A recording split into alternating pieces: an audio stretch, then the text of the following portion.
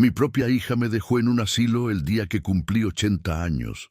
Lo que ella no sabía es que yo era el dueño de ese lugar. Me acuerdo perfecto de ese día. Era un martes de octubre. Yo estaba sentado en mi sillón de siempre, ese que tiene el respaldo un poco hundido de tanto usarlo. Tenía puestos mis pantalones de vestir grises y mi camisa blanca, la que me pongo para las ocasiones importantes. Porque cumplir 80 años, eso sí es importante, o al menos eso pensaba yo. Estaba esperando. Esperando que llegara mi hija Beatriz, con el pastel, con las velas, con algún abrazo, esperando que me dijera, «Feliz cumpleaños, papá, te quiero». Cosas simples, cosas que un padre espera de su hija. Pero no llegó con un pastel, llegó con 2 maletas. Mis maletas, ya empacadas, y le voy a decir algo con el corazón en la mano. Cuando vi esas maletas en la puerta de mi casa, algo dentro de mí ya supo lo que venía. Pero uno siempre quiere creer que está equivocado. Uno siempre quiere pensar que la familia no es capaz de ciertas cosas. Déjeme contarle quién soy yo antes de seguir. Me llamo Rigoberto Salinas.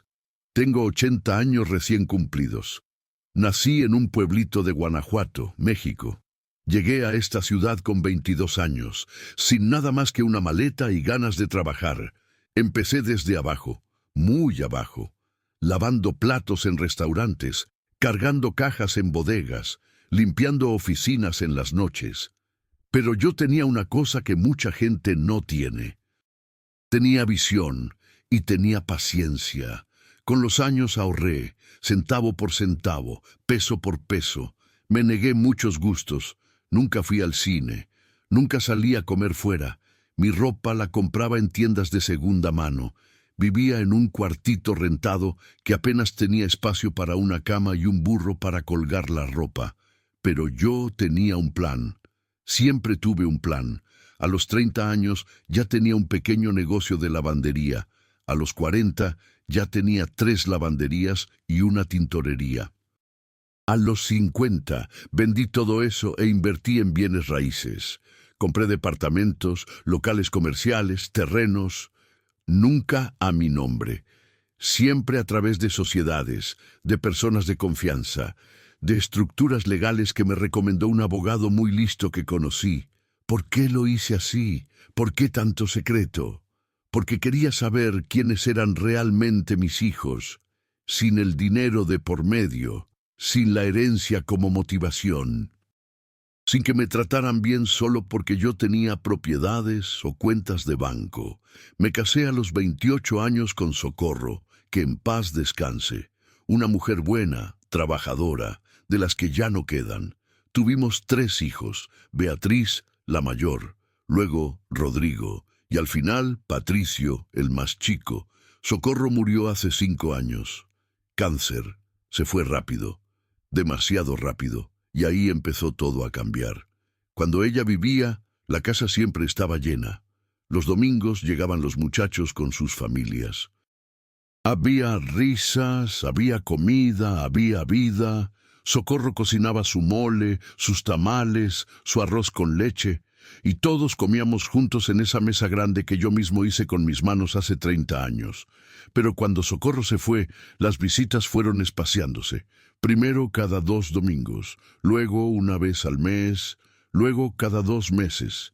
Al final, solo me hablaban por teléfono, y las llamadas eran cortas, muy cortas.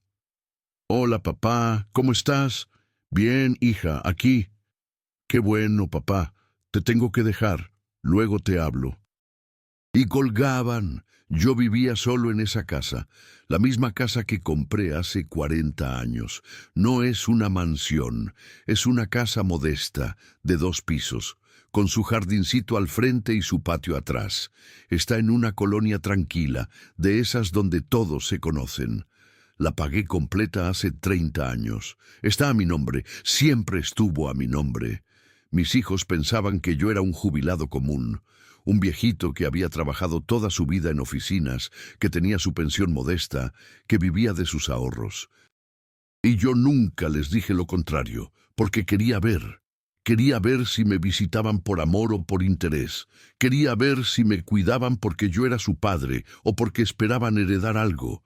Quería ver quiénes eran en realidad. Y lo vi clarísimo. Entienda una cosa que aprendí con los años. La gente te muestra su verdadera cara cuando cree que no tienes nada que ofrecerle. Ahí es cuando ves quién es quién. Ahí es cuando los interesados se van y los que de verdad te quieren se quedan. Hace unos 20 años, cuando empecé a ver que había una crisis de asilos, que muchos ancianos estaban siendo abandonados, maltratados, dejados en lugares horribles, decidí hacer algo al respecto. Invertí, junto con otros 2 socios, en la construcción de un asilo de lujo, un lugar digno, con habitaciones amplias, comida de calidad, personal capacitado, jardines, actividades. Lo hice en parte por negocio. Sí, no voy a negarlo. Sabía que era una inversión que iba a crecer. Pero también lo hice porque me dolía ver a los viejitos tirados como perros en lugares inmundos. El asilo se llama Residencia Esperanza Dorada. Está en la zona norte de la ciudad. Es un edificio de 3 pisos color beige, con ventanas grandes, rodeado de jardines. Tiene 50 habitaciones, cada una con su baño privado, su televisión, su espacio digno. Yo soy dueño del 30% del lugar. Mis 2 socios tienen el resto. Pero nadie, absolutamente nadie de mi familia, sabe esto. Ni siquiera Socorro lo supo. Era mi secreto, mi inversión silenciosa. El director del asilo se llama Fernando Villaseñor. Un hombre de unos 50 años, serio, profesional, eficiente. Él sabe quién soy. Nos conocemos bien, pero yo le pedí desde el principio que nunca, bajo ninguna circunstancia, revelara mi identidad como dueño. Él respetó eso, siempre. Yo iba al asilo una vez al mes, a supervisar, a ver que todo estuviera bien, a hablar con los residentes. Fernando me presentaba como un asesor externo. Nadie sospechaba nada, y así viví, con mi secreto, con mi vida modesta, con mis hijos que cada vez me llamaban menos, hasta que llegó ese martes de octubre, mi cumpleaños número 80. Eran las 11 de la mañana cuando escuché el timbre. Me levanté despacio de mi sillón, apoyándome con las manos en los brazos, caminé hasta la puerta sin apuro, abrí, y ahí estaba Beatriz, mi hija mayor, 52 años. Vestida con sus pantalones negros y su blusa blanca, su cabello corto, su cara seria, y a sus pies 2 maletas, mis maletas. «Hola, papá», me dijo. «Feliz cumpleaños». «Gracias, hija», le dije yo. «¿Qué son esas maletas?» «Son tus cosas, papá. Te empaqué lo necesario». «¿Lo necesario? ¿Para qué?» «Papá, ya hablamos de esto». «No, hija, no hablamos de nada». «Sí hablamos. Te dije que ya no puedes seguir viviendo solo. Te vas a caer. Te va a pasar algo. Y nosotros no podemos estar viniendo a cuidarte todo el tiempo. Yo no necesito que me cuiden todo el tiempo. Papá, ya tienes 80 años. Es momento de que estés en un lugar donde te atiendan». «¿Un lugar? ¿Qué lugar?» «Un asilo, papá. Ya conseguí un espacio en un lugar muy bueno. Se llama Residencia Esperanza Dorada». Cuando escuché ese nombre, algo dentro de mí se tensó. Pero no dije nada. Todavía no. No me preguntó si yo quería. No me consultó. No me dio opciones. Solo llegó con las maletas empacadas y me informó que me iba a un asilo. Y le voy a confesar algo. En ese momento sentí una mezcla de cosas. Sentí rabia, sentí tristeza, sentí una decepción tan profunda que me costó trabajo respirar, pero también sentí algo más. Sentí una especie de curiosidad oscura. Quería ver hasta dónde era capaz de llegar. «Está bien», le dije, «vamos». Ella pareció sorprendida de que yo aceptara tan fácil. «¿En serio, papá? ¿No vas a pelear?» «No, hija».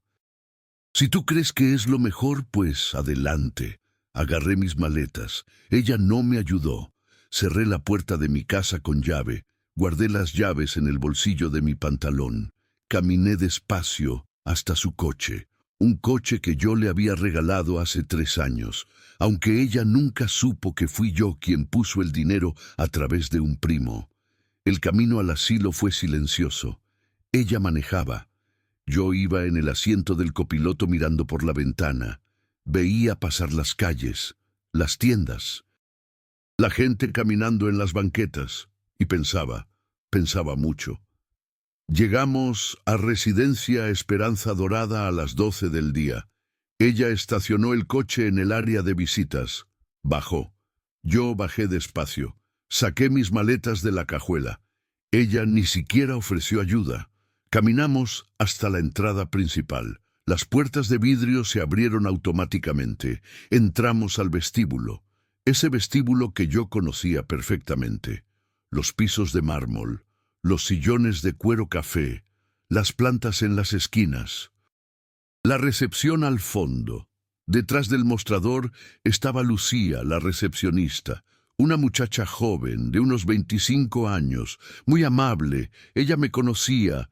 Me había visto muchas veces cuando yo venía a supervisar, pero cuando me vio entrar con las maletas, con Beatriz a mi lado, su cara cambió. Me miró con sorpresa. Luego bajó la vista rápidamente.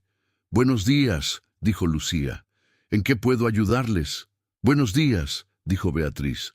«Vengo a internar a mi papá. Ya hice la reservación. Rigoberto Salinas». Lucía revisó la computadora. «Sí, aquí está. Habitación 212, segundo piso». «Perfecto», dijo Beatriz. Lucía me pasó unos papeles para firmar. Yo los firmé despacio, con calma, sin decir nada. Lucía me miraba de reojo. Yo le hice una señal muy sutil con los ojos. Una señal de que no dijera nada. Ella entendió. «Listo», dijo Lucía. «El director Fernando estará con ustedes en un momento para mostrarles la habitación». Nos sentamos en los sillones a esperar. Beatriz revisaba su teléfono. Yo solo miraba alrededor. Mi asilo, el lugar que yo había construido para darles dignidad a los ancianos. Y ahora yo era uno de ellos. Fernando apareció 5 minutos después. Bajó las escaleras con su traje gris, su corbata azul, su carpeta bajo el brazo. Cuando me vio, se detuvo un segundo, solo un segundo. Luego se acercó con su sonrisa profesional. «Buenos días», dijo. «Señora Salinas, supongo, y usted debe ser el señor Rigoberto». «Así es», dijo Beatriz. «Él es mi papá». «Mucho gusto, don Rigoberto», dijo Fernando estrechando mi mano. «Bienvenido a Residencia Esperanza Dorada». «Gracias», le dije. Fernando me miró a los ojos, y en esa mirada había una pregunta que yo respondí con un movimiento casi imperceptible de cabeza. Todavía no digas nada. «Acompáñenme, por favor», dijo Fernando. «Les mostraré la habitación». Subimos al segundo piso por el elevador.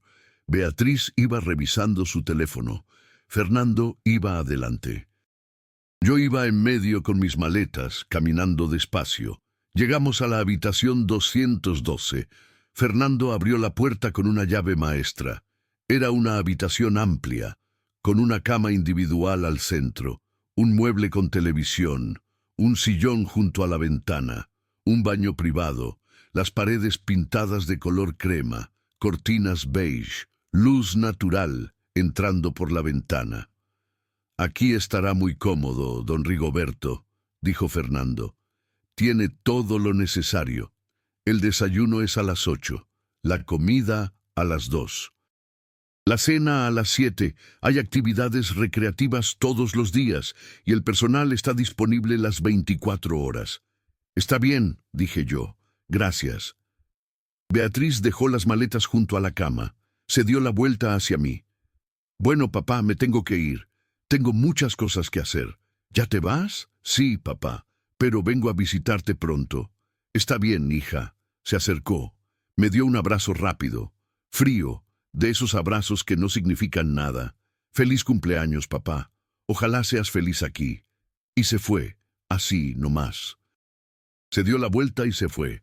La escuché caminar por el pasillo, la escuché meterse al elevador, la escuché irse. Fernando se quedó parado en la puerta. Me miraba con preocupación. Don Rigoberto, ¿estás seguro de que...? Estoy seguro, Fernando. Déjame ver qué pasa, déjame ver hasta dónde llega esto. Como usted diga, don Rigoberto. Pero si necesita algo, lo que sea, me avisa. Gracias, Fernando. Él salió y cerró la puerta despacio. Me quedé solo en esa habitación, mi habitación, en mi asilo. Internado por mi propia hija, me senté en el borde de la cama, puse mis manos sobre mis rodillas, respiré hondo y pensé en todos los años que trabajé para darles una vida a mis hijos. Pensé en todas las noches que me desvelé trabajando. Pensé en todos los sacrificios que hice, pensé en todos los cumpleaños de ellos que celebré con alegría, y pensé en este cumpleaños mío, el 80, que pasaría solo en una habitación de asilo. Pero también pensé en otra cosa. Pensé en que finalmente tenía la respuesta que había estado buscando durante años. Ahora sabía quién era mi hija en realidad. Y créame cuando le digo esto. Saber la verdad duele, pero es mejor que vivir en la mentira. Me levanté despacio.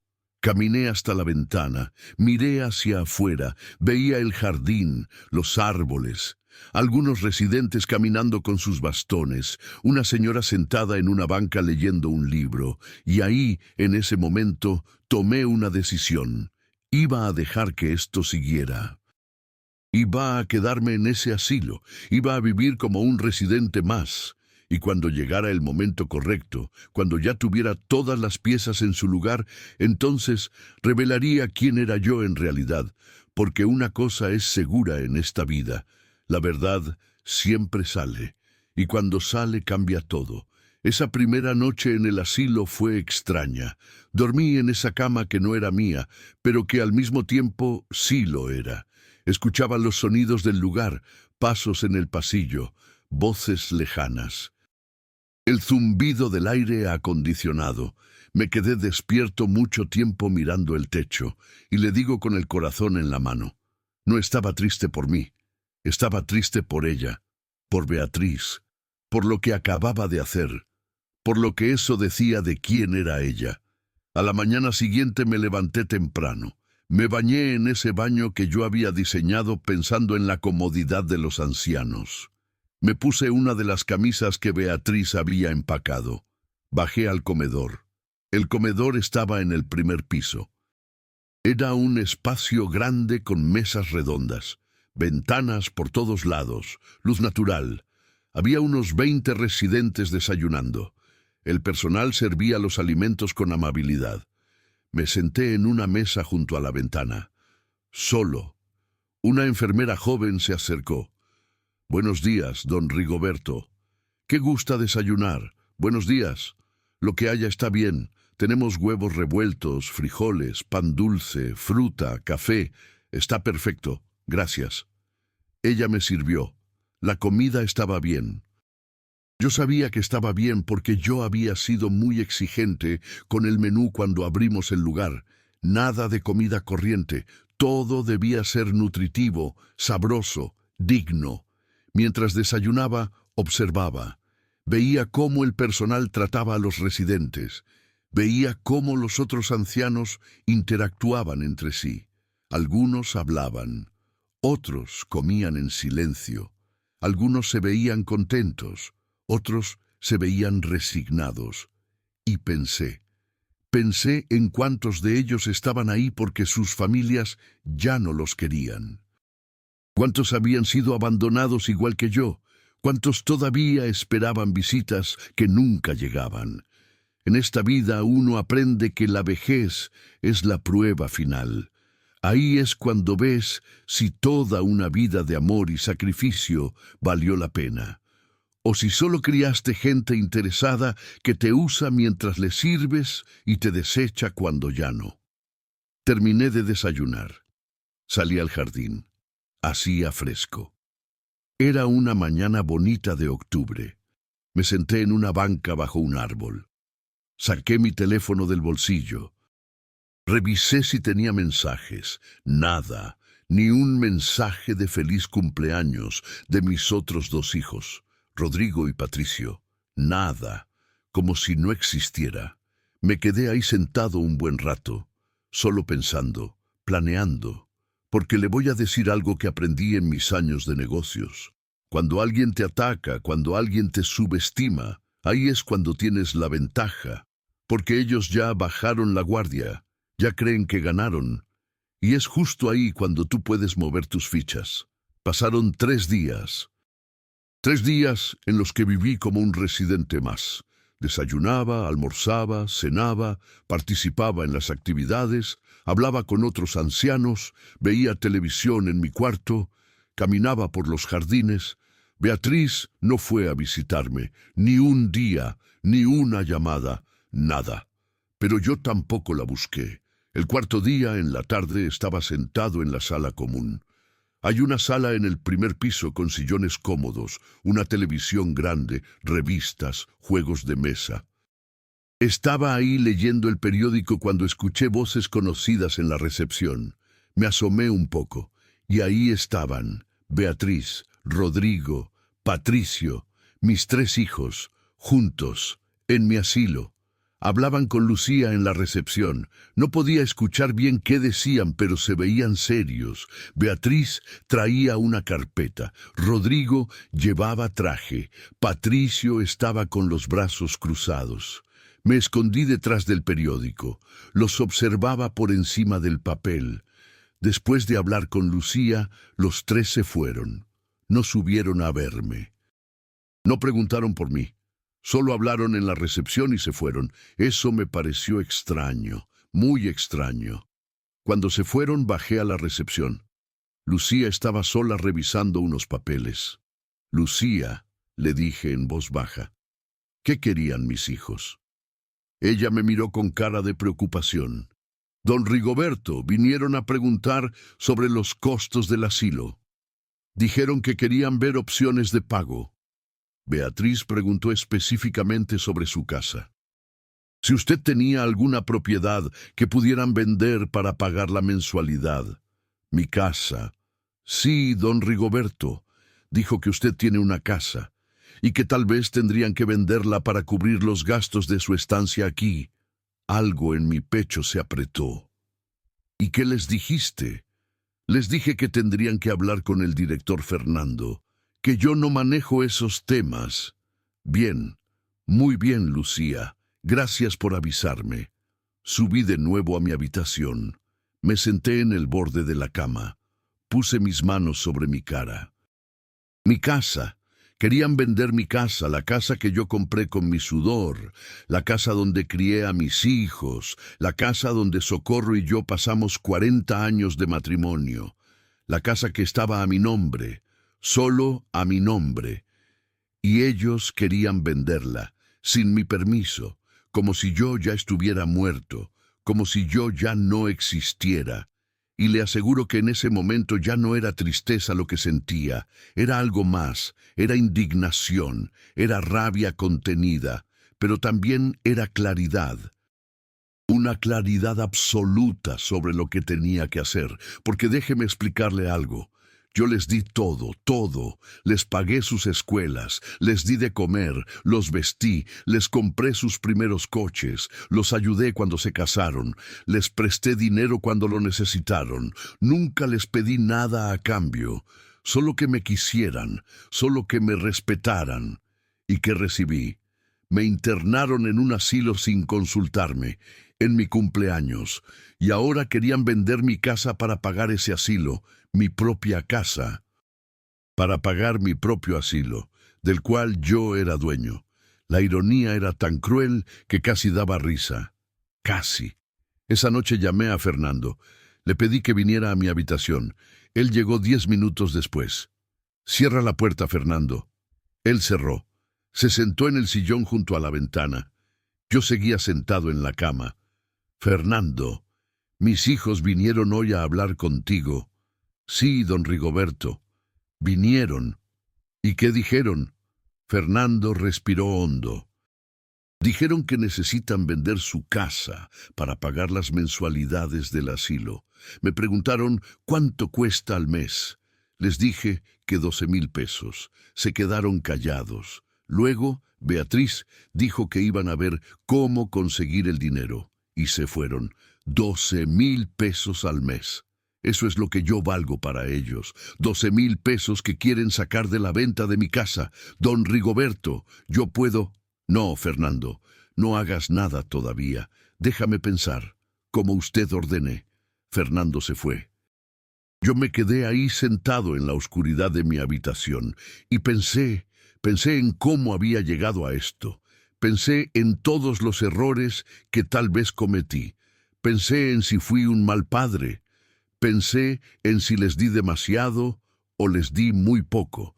Pensé en si Socorro estaría decepcionada de verme así, pero luego pensé en otra cosa. Pensé en que tal vez no fue mi culpa.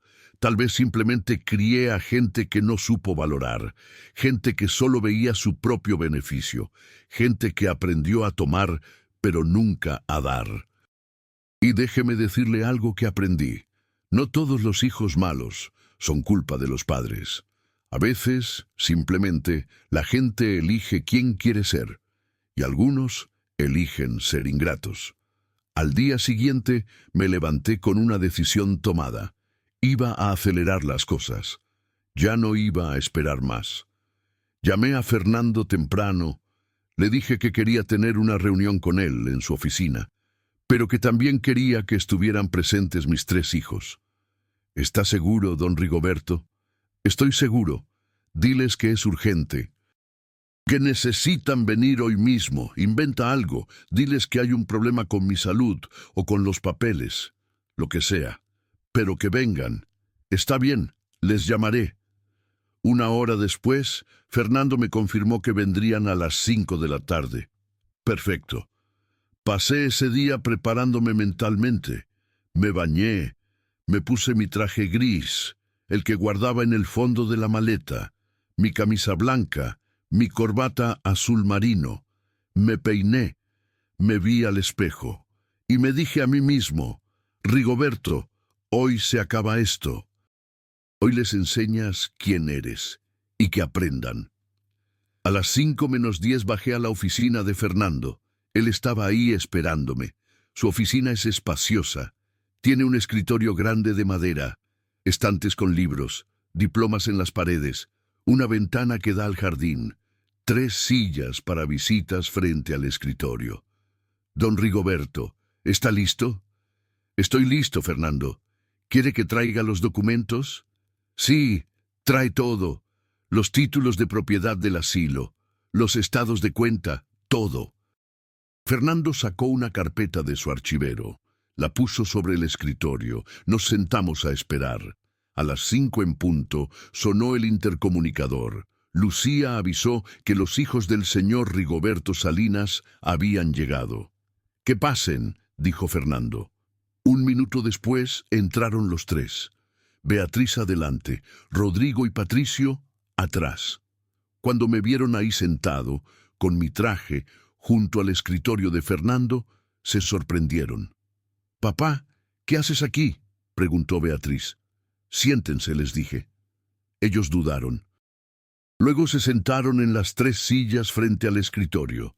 Fernando estaba de pie junto a la ventana. Yo seguía sentado a un lado del escritorio.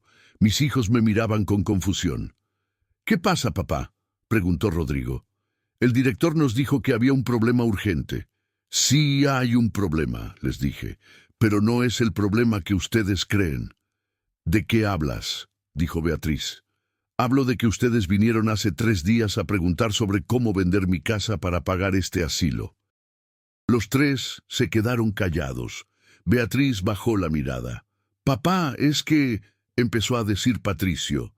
«Es que nada», lo interrumpí. «Ustedes tomaron decisiones sobre mi vida sin consultarme.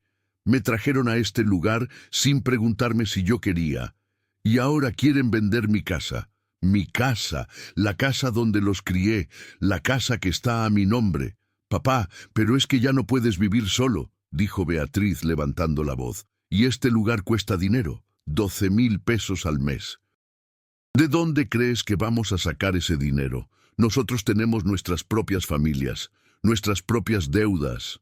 Ah, ya veo. Entonces es un problema de dinero. Sí, papá, es un problema de dinero, y la única forma de pagarlo es vendiendo tu casa. Ya veo. Me levanté despacio de mi silla, caminé hacia el escritorio de Fernando. Agarré la carpeta que él había sacado. La abrí. Saqué los documentos. Rodrigo y Patricio se miraron entre sí con confusión. Beatriz me veía fijamente. ¿Ustedes saben dónde están?, les pregunté. En el asilo donde tú estás internado, papá, dijo Rodrigo. No, les voy a decir exactamente dónde están. Están en Residencia Esperanza Dorada, un asilo privado que se fundó hace 20 años, un asilo del cual yo soy dueño del 30%.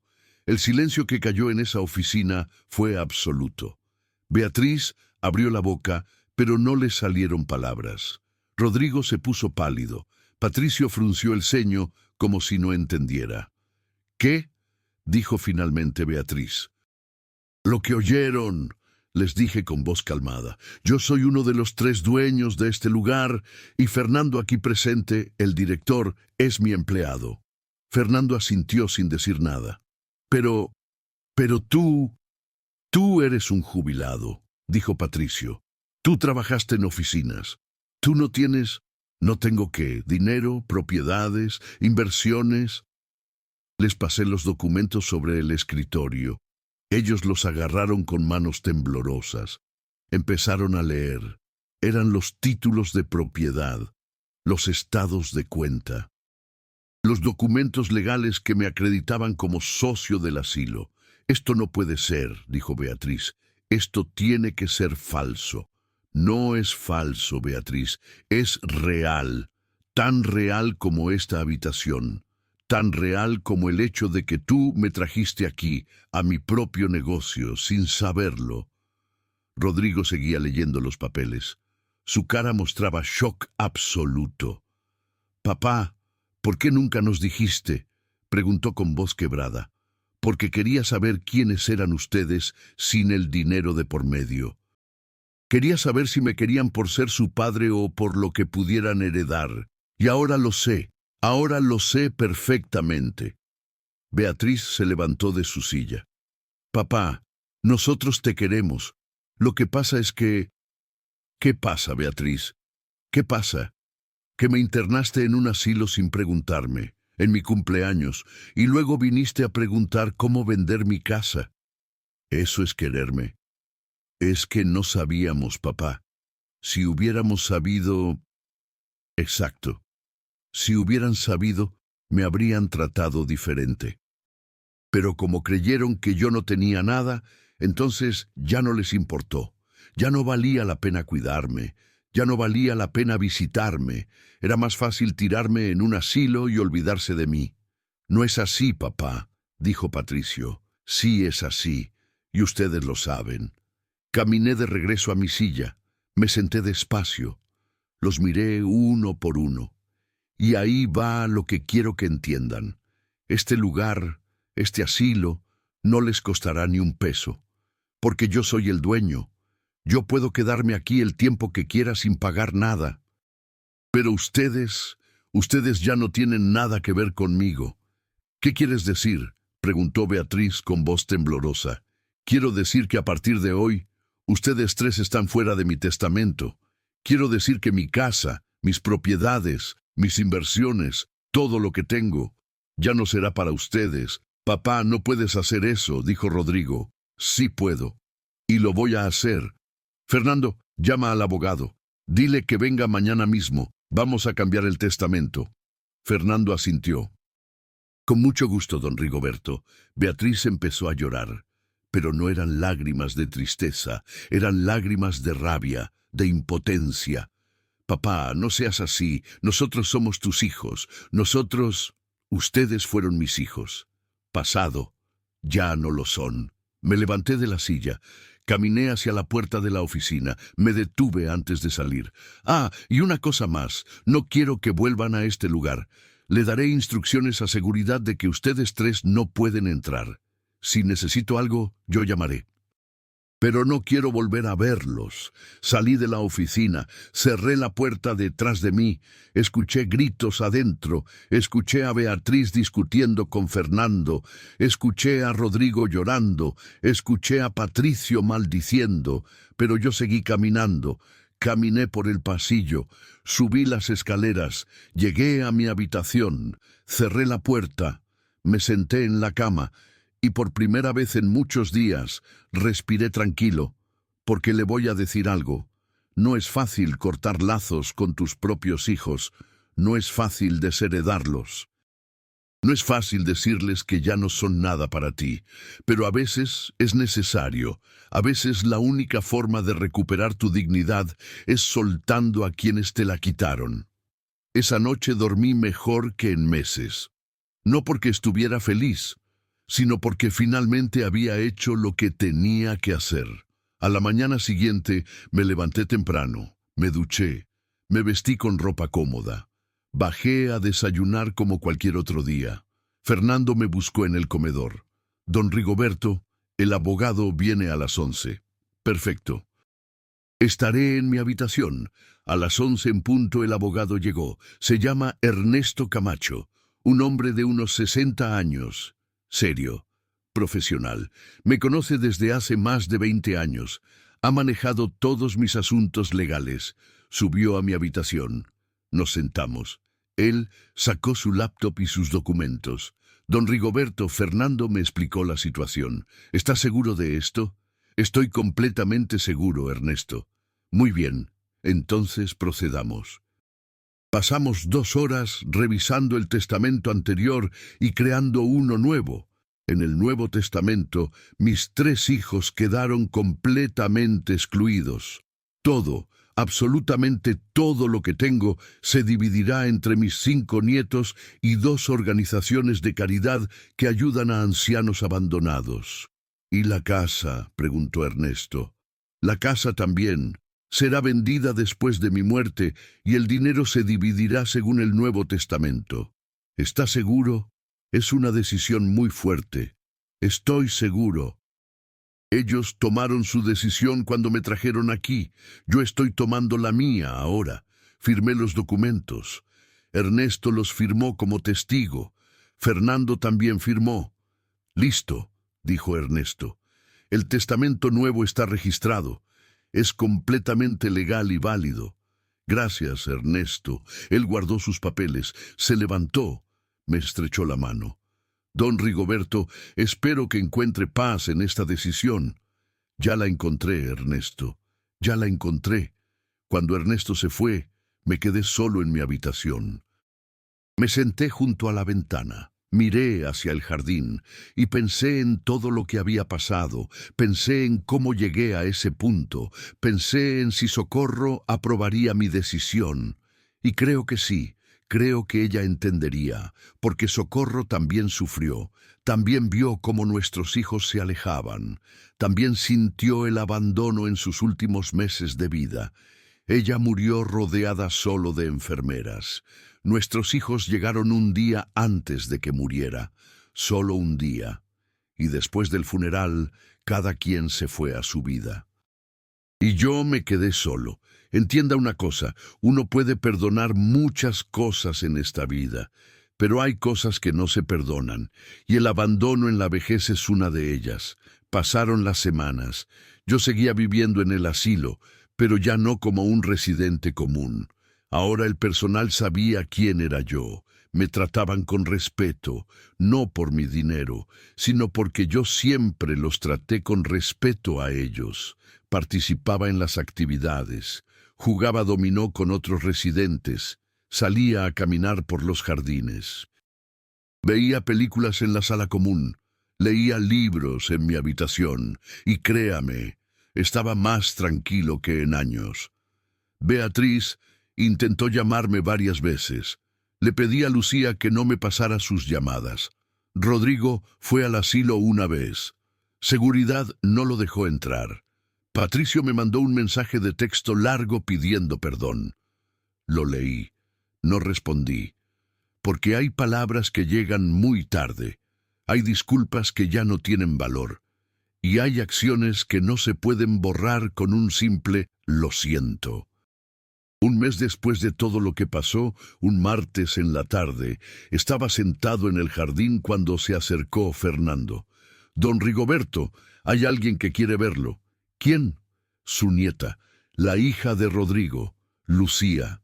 Lucía, mi nieta mayor, una muchacha de 23 años, estudiante de medicina, siempre fue diferente a sus padres. Que pase», le dije. 5 minutos después, Lucía apareció caminando por el jardín. Traía jeans y una sudadera.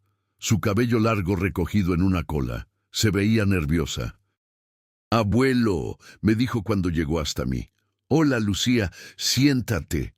Ella se sentó en la banca junto a mí. Se quedó callada unos segundos. «Abuelo, yo no sabía, te lo juro, no sabía que mi papá y mis tíos te habían hecho eso. Me enteré hace 2 semanas. Y cuando me enteré no lo podía creer. Yo la miré. Lucía siempre fue honesta, siempre fue diferente. ¿Tu papá te mandó?» «No. Él no sabe que estoy aquí. Yo vine por mi cuenta, porque quería decirte que no todos somos iguales. Yo no estoy de acuerdo con lo que hicieron, y entiendo que estés enojado, y entiendo que los hayas desheredado. Tú sabes de eso». «Sí. Mi papá me lo contó, estaba furioso, pero yo le dije que tenías todo el derecho, que ustedes se lo buscaron». Me quedé callado. Lucía respiró hondo.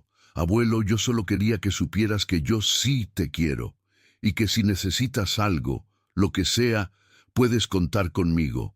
No me importa el dinero, no me importa la herencia, solo me importas tú, y le voy a confesar algo». Cuando escuché esas palabras, algo dentro de mí se aflojó. Un nudo que llevaba meses se deshizo un poco. «Gracias, Lucía. Gracias por venir. ¿Puedo venir a visitarte seguido?» «Puedes venir cuando quieras». Ella me abrazó. Un abrazo largo, de esos que significan algo real. Desde ese día, Lucía viene a visitarme una vez por semana, a veces 2. Me trae libros, me cuenta de sus clases en la universidad, me pregunta sobre mi vida, y yo le cuento. Le cuento cosas que nunca le conté a nadie. Y déjeme decirle algo. A veces la familia de verdad no es la que comparte tu sangre, es la que comparte tu corazón. Ahora ya pasaron 6 meses desde que me internaron en este asilo. Sigo aquí, pero ahora por elección, porque la verdad es que aquí estoy bien. Tengo mi espacio, tengo mi privacidad, tengo compañía cuando la quiero y soledad cuando la necesito. Fernando y yo nos hemos vuelto amigos. Jugamos ajedrez 2 veces por semana. Hablamos de negocios, planeamos mejoras para el asilo. También he conocido a otros residentes, gente interesante, con historias que valen la pena. Don Armando, que fue piloto de avión. Doña Rosario, que fue bailarina de ballet. Don Héctor, que fue chef. Todos con vidas increíbles, todos abandonados por sus familias. Y cuando hablo con ellos, cuando escucho sus historias, me doy cuenta de que no estoy solo, de que hay muchos como yo, muchos que dieron todo y recibieron muy poco. ¿Extraño a mis hijos? A veces, no voy a mentir. A veces me despierto en las noches y pienso en ellos cuando eran chiquitos, cuando Beatriz me abrazaba al llegar de la escuela, cuando Rodrigo me pedía que lo llevara a jugar fútbol, cuando Patricio se sentaba en mis piernas a ver la televisión. Pero esos niños ya no existen. Crecieron y se convirtieron en adultos que no supieron valorar, y yo ya no puedo hacer nada al respecto. ¿He perdonado? Esa es una pregunta difícil. Perdonar no significa olvidar. Perdonar no significa volver a lo mismo. Yo no los odio, pero tampoco quiero tenerlos cerca. Tal vez algún día, si hacen un verdadero esfuerzo por cambiar, por entender lo que hicieron, tal vez entonces hablemos. Pero hasta ahora ninguno ha mostrado ese cambio. Solo quieren que las cosas vuelvan a ser como antes, y eso no va a pasar, porque hay líneas que no se cruzan, y ellos las cruzaron todas. Si algo aprendí de todo esto, es que el respeto no es opcional. El respeto es fundamental. Sobre todo, el respeto a los que te dieron la vida, a los que se sacrificaron por ti, a los que pasaron años trabajando para que tú tuvieras un futuro. Y si no puedes respetar a tus padres en su vejez, cuando más te necesitan, entonces no mereces llamarte hijo. También aprendí que la dignidad vale más que la compañía, que es mejor estar solo con la cabeza en alto que acompañado sintiéndote humillado. Y aprendí que uno no se muere de soledad, uno se muere de tristeza. Y yo ya no estoy triste, estoy tranquilo, estoy en paz. Mi casa sigue ahí, vacía. A veces voy a visitarla. Fernando me lleva. Entro, camino por las habitaciones, toco las paredes, miro las fotos que todavía cuelgan y luego me voy. No la he vendido porque todavía no sé qué quiero hacer con ella. Tal vez la convierta en algo útil. Tal vez un refugio para ancianos sin familia. Tal vez un lugar donde la gente pueda sentirse querida aunque sus hijos los hayan abandonado. Todavía no lo decido, pero cuando lo decida será algo bueno, algo que valga la pena. Y le digo algo más. No me arrepiento. No me arrepiento de haber revelado quién soy. No me arrepiento de haberlos desheredado. No me arrepiento de haber puesto límites, porque a veces para recuperar tu dignidad tienes que hacer cosas que duelen. Tienes que soltar a gente que amas.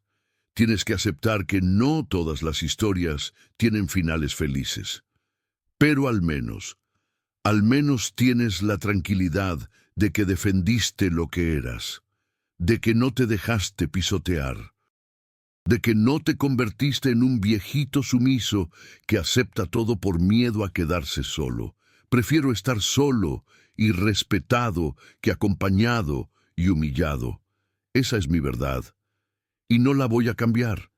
Si usted llegó hasta aquí, escuchándome toda esta historia, le agradezco de corazón. De verdad, no es fácil sentarse a escuchar a un viejo contar sus penas durante tanto tiempo. Pero usted lo hizo, y eso dice mucho de la clase de persona que es. Sé que ha sido largo. Sé que tal vez le quité tiempo de su día. Pero estas historias de vida, hay que contarlas completas, con todos sus detalles, con todo el dolor y toda la verdad. No se pueden resumir en 2 palabras. La vida no funciona así. Yo necesitaba soltar esto. Llevaba años guardándomelo, tragándome todo, y ya era hora de sacarlo. Y usted me dio su tiempo, me dio su oído, y eso no tiene precio. Ahora, si mi historia le llegó al corazón, si algo de lo que conté le hizo sentir algo, si se identificó, aunque sea un poquito, le voy a pedir un favor. Ahí abajito, donde está el video, va a haber una manito hacia arriba. Eso es el me gusta. Solo tiene que tocarla, darle un toquecito nada más. Ese botoncito ayuda a que mi historia llegue a más personas que tal vez están pasando por lo mismo que yo pasé. Personas que necesitan saber que no están solas, que hay otros que también tuvieron que poner límites, que también tuvieron que elegir su paz antes que la comodidad de otros. Es un segundo nomás, un toquecito. Pero para mí y para este canal significa mucho. Y si aún no está suscrito a este canal, le pido que se suscriba. Es fácil, se lo prometo. Abajo del video hay un botón que dice suscribirse. Solo tiene que presionarlo. Eso es todo. ¿Y para qué suscribirse? Pues porque aquí, en este canal, todos los días hay historias como la mía, historias reales de gente como usted y como yo, gente que ha vivido, que ha sufrido, que ha tomado decisiones difíciles, historias que no escucha en ningún otro lado, porque la televisión no las cuenta, porque a la radio no le interesan, pero aquí sí importan, aquí su historia importa, mi historia importa. Y la historia de todos los que hemos tenido que poner límites para sobrevivir, esa también importa. Cuando se suscribe, no se pierde ninguna historia nueva. Le llega la notificación y puede escucharla cuando tenga tiempo. Mientras lava los platos, mientras maneja, mientras hace su caminata, como usted prefiera. Y si conoce a alguien que esté pasando por algo parecido, compártale este video. Tal vez su papá, su mamá, su tío, su vecino. Alguien que usted sabe que está aguantando cosas que no debería aguantar. Alguien que necesita escuchar que no está mal poner límites. Compartir es fácil. Ahí mismo donde está el me gusta, hay una flechita que dice compartir. Le da ahí y puede mandarlo por WhatsApp, por Facebook, por donde usted quiera. A veces, una historia como esta puede cambiar la perspectiva de alguien, puede darle el valor que necesita para defenderse, y eso no tiene precio. También, si quiere, déjeme un comentario aquí abajo. Cuénteme si ha pasado por algo parecido, si entiende lo que sentí, o si cree que me equivoqué, también puede decirlo. Ya estoy viejo para ofenderme. He escuchado de todo. Me gusta leer los comentarios. Me gusta saber que alguien del otro lado de la pantalla conectó con mi historia. A veces leo cosas que me hacen pensar, que me dan otra perspectiva, y eso está bien. Y quién sabe, tal vez su historia sea tan poderosa que la contemos en un próximo video, porque todos tenemos algo que contar, todos. Nos vemos mañana con una nueva historia que, se lo aseguro, también le va a dejar pensando. Aquí no hay historias inventadas. Aquí solo hay vida real, con todo lo bueno y todo lo malo que trae. Gracias por acompañarme hasta el final. Gracias por escuchar a este viejo que solo quería quitarse un peso de encima. Gracias por su tiempo, que sé que es valioso. Cuídese mucho. Póngase límites cuando tenga que ponérselos. No espere a estar quebrado para defenderse. Y recuerde, la dignidad no se negocia. Nunca. Hasta mañana. Y no olvide darle a ese me gusta y suscribirse. Me ayuda más de lo que se imagina. Y bueno, esta es mi historia. No es bonita, no es perfecta, no tiene el final feliz de las películas, pero es mía y es real. Viví 80 años para aprender que la vida no te da lo que mereces, te da lo que aguantas. Y yo ya no aguanto más lo que no merezco. Así que aquí estoy, solo, sí, pero con la cabeza en alto, con la dignidad intacta y con la conciencia tranquila de que hice lo que tenía que hacer. Eso es todo. Así termina la historia de Rigoberto Salinas, el viejo que prefirió quedarse solo antes que acompañado de quienes no lo respetaban. Y si eso me hace terco, pues que así sea. Prefiero ser un viejo terco que un viejo tonto. Que me recuerden como quieran. Yo ya sé quién soy.